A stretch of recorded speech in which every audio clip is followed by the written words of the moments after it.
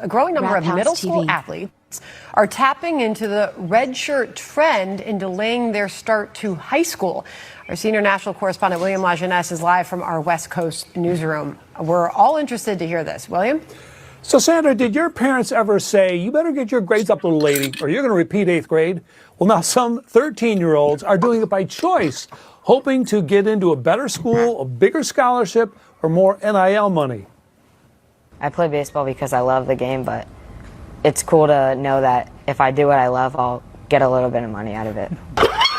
Carter Cancelleri is attending 8th grade a second time by choice. It's given him an extra year to work on both his academic skills and his athletic skills. 15-year-old Carter is part of a growing trend of young athletes reclassing. It's for students that are currently in 8th grade and they get an additional year of middle school to delay their start of high school. Once you start high school, you have a 4-year clock, academically and athletically. Michael Hatcher started the Elite Performance Academy at a public middle school in Orange County, California. Kids can come in person and have access to 2 separate classes. One is a speed and agility class and also a strength and power class. After losing students to private schools, Hatcher decided to give parents what they wanted. I'm witnessing more people doing it and doing it wrong, to be honest, or doing it loudly. Consultant Shanae Howard offers families a reality check. It's a 1% chance for them to go D1. 1%. For D2, 1%.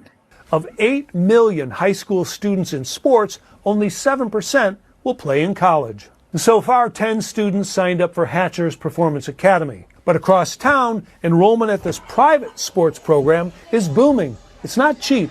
Parents pay thousands a year at schools like this, but believe the investment is worth it. Hopefully when I get to the MLB and I'm making a lot more money than $50K, I'll be able to pay him back. Well worth it. I would do it again in a heartbeat. So skeptics say, given the odds of making it a D1 or any college sports, kids are better off concentrate, most of them, on academics. On the other hand, Sandra, right, the number 1 pick in this year's NBA draft, expected anyway, did 8th grade twice. So the point is there are options out there for parents who want it. Back to you. I have so much to say. I feel like people at home probably have so much to say as well. No, I mean, William, this is something parents everywhere are talking about, they're dealing with, and this progression of kids, and you've got these kids being held back, and all of a sudden you've got, 12-inch height differentials with 7th and 8th graders. It's nuts. Rap House TV. All right, man. It's a bad look, bro. It's a bad look. It's a bad look, in my opinion. You're holding your kids back on purpose. Think about that for a minute. You're holding your kids back on purpose in hopes for them to go to D1 or D2 or get NIL money when it's a 1% chance to get into D1, 1% chance to get into D2. His parents is out their mind, bro. You're not holding them back for academic reasons. That guy was lying. Hit the link in the description. Check out the current news playlist. Instead of taking the resources and giving your child the best opportunity to academically do something, like be a lawyer or improve on their math skills and be a scientist, or, get them in, take some of that money and get them into a apprenticeship where they can learn how to weld or do something, be a mechanic early on the side.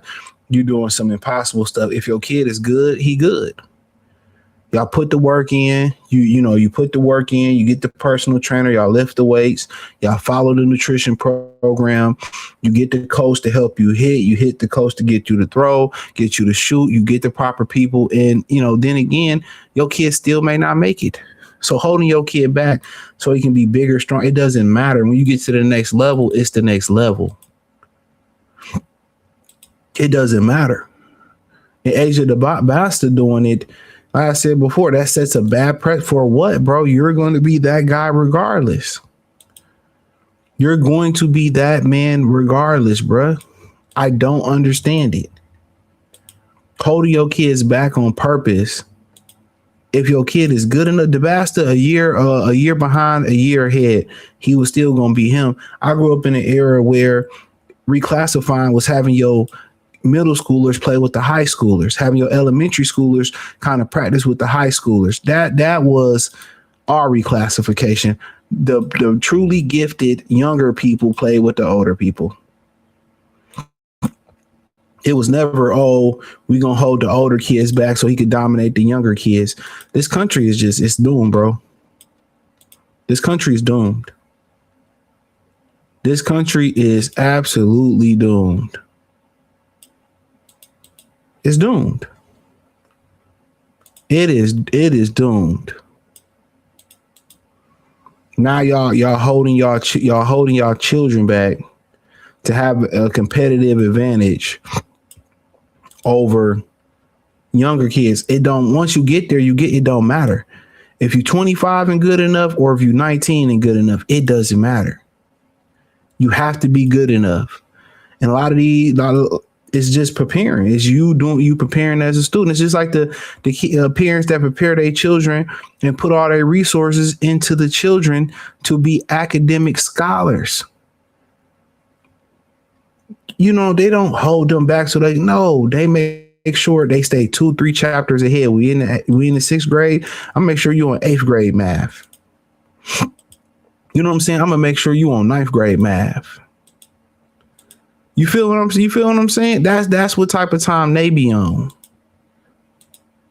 This country, man, is pathetic, dog. It's getting to the point where it's pathetic. It's getting truly pathetic. It really is. It's getting truly pathetic. Where are we really going with this nowadays? You got to ask yourself, where are we really going? This is the honest truth. Where are we really going?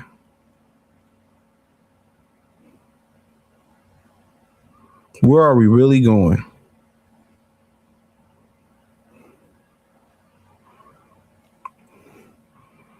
You used to take your gifted kid and throw them and push them ahead. Now they're holding their child back to have when you get to there, either you're good enough or you're not good enough. That's it. Either you're good enough or you're not good enough.